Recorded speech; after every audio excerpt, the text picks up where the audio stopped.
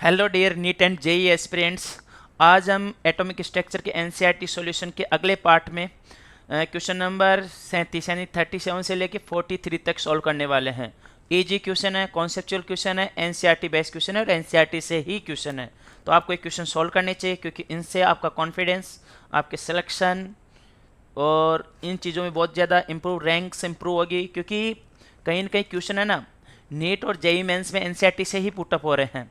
तो आपको NCERT question तो 1 बाय 1 आनी चाहिए, दो दो तीन तीन बार सॉल्व की हुई होनी चाहिए, लेक्चर देखे हुए होनी चाहिए आपके, ताकि आप बहुत अच्छा कर पाओ लाइफ में। ओके, तो यहाँ से अपने पास में आज जो अपने पहला क्वेश्चन रहने वाला है ना, यह है जिंक परमाणु का व्यास दिया अपने को। क्या दिया है बेटा? जिंक परमाणु का व्यास दिया है। इसके अंदर व्यास दिया है अपने पास में 2.6 एंगस्ट्रॉन। मतलब व्यास का मतलब ये जिंक परमाणु है ना, तो इसने ये लेंथ दे दी अपने को कंप्लीटली ही, यहाँ से यहाँ तक की 2.6 एंगस्ट्रॉन।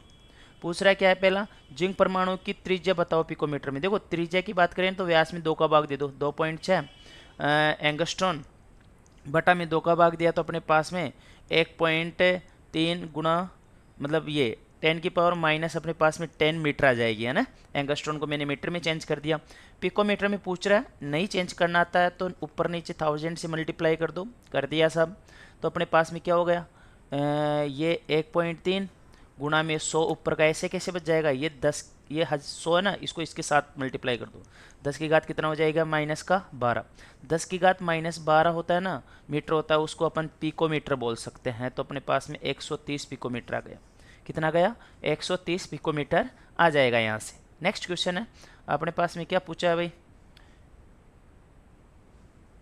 क्वेश्चन है इसके अंदर कि 1.6 सेंटीमीटर की लंबाई के कतार में लगातार उपस्थित परमाणु की संख्या की गणना करो। मतलब इतने ही व्यास के परमाणु है ना, इतनी दूरी है अपने पास में 1.6 सेंटीमीटर, तो उसमें कितने परमाणु होंगे इसके बारे में बात कर रहा है। तो देखो व्यास ये रहा अपने पास में, तो क्या होता है अपने पास में परमाणु की संख्या पूछा है ना, तो टोटल दूरी कितनी है 1.6 सेंटीमीटर, और एक परमाणु का व्यास कितना होगा, ऐसे परमाणु कितने आएंगे ऐसे पूछ रहा है ये ऐसे लाइन में। तो 2.6 एंगस्ट्रॉन है, तो इसको सेंटीमीटर में चेंज करो, 10 की घात -8 हो जाएगा ये, है ना। सेंटीमीटर में अब कन्वर्ट हो गया। अब इसको सोल्व करते हैं अपन, तो n बराबर अपने पास में कितना आ जाएगा, देखो 16 गुना 10 की घात 7 लिख देता हूँ, ऊपर ले गए तो 8 हुआ था, एक इधर भेज दिया मैंने, 0 तो कम हो गया तो 16 हो गए। 16 में 2.6 का भाग देंगे अपन, तो यहाँ से अपने पास में ना 16 में भाग दोगे तो कितना आएगा, यहाँ से आएगा अपने पास में 6.15 गुणा 10 की घात कितना हो जाएगा बेटा जी, अपने पास में 7 आ जाएगा यहाँ से। तो क्वेश्चन के दोनों आंसर आ गए। नेक्स्ट क्वेश्चन है अपने पास में, किसी कण का स्थिर विद्युत आवेश आवेश दिया है, उपस्थित इलेक्ट्रॉनों की संख्या की गणना करो। भाई ये मिलीकन ऑयल ड्रॉप एक्सपेरिमेंट है ना, उससे अपने पास में Q बराबर एन ई होता है, Q आवेश होता है, एन इलेक्ट्रॉनों की संख्या होती है, ई होता है एक इलेक्ट्रॉन का आवेश। तो इलेक्ट्रॉनों की संख्या पूछा तो एन बराबर Q बटाई में ई हो जाएगा 2.5 गुणा 10 की घात -16 बटा में 1.6 गुणा 10 की घात माइनस कितना 19 हो जाएगा, एक इलेक्ट्रॉन का द्रव्यमान ई की वैल्यू। यहाँ से अपन सोल्व करें ना, तो अपने पास में आ जाएगा, देखो 16 ये 19 ऊपर जाएगा तो 3 जीरो ज़्यादा है, तो 2500 हो जाएगा बटा में 1.6 आ जाएगा। यहाँ से सोल्व करेंगे अपन, तो अपने पास में अप्रोक्स में है ना, एक्यूरेट वैल्यू 1562.5 आएगी, पर एनसीईआरटी ने इस सॉल्यूशन को मान रखा है 1560 मान रखा है बेटा। ओके, तो एक ही बात है। हो गया सॉल्यूशन, इतना ही था, ठीक है।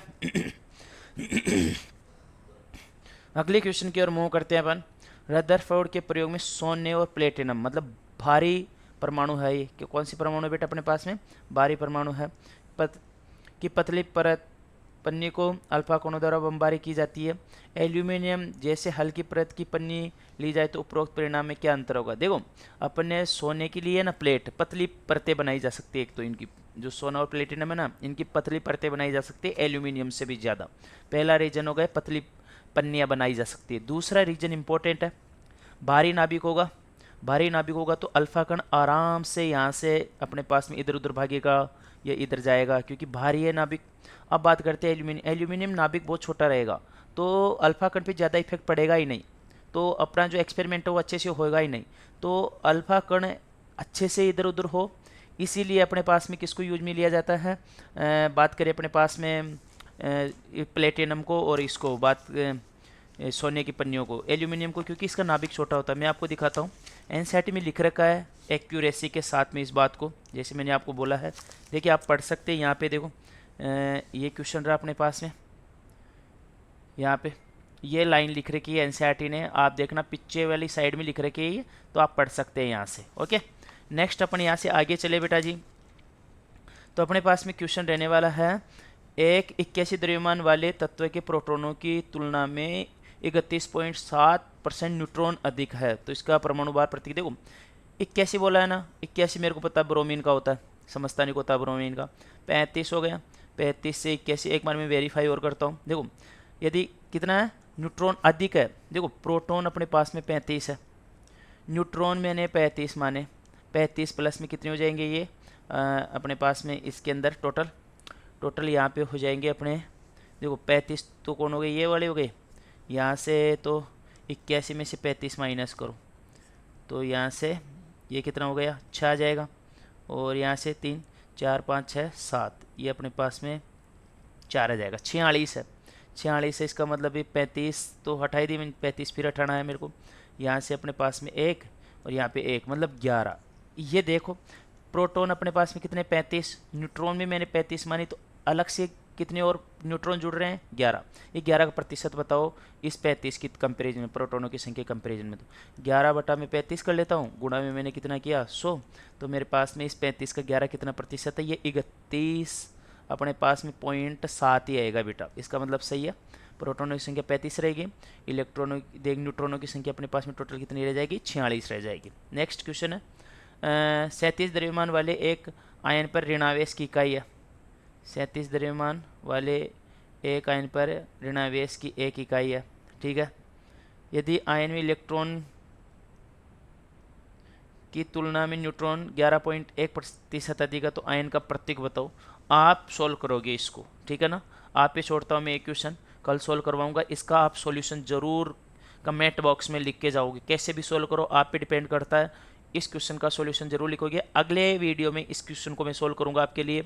All the best dear students, क्योंकि यार ऑफलाइन क्लास का टाइम हो गया, चलते हैं, मिलते हैं अगली क्लास में, मचाते रहो, बढ़ते रहो आगे।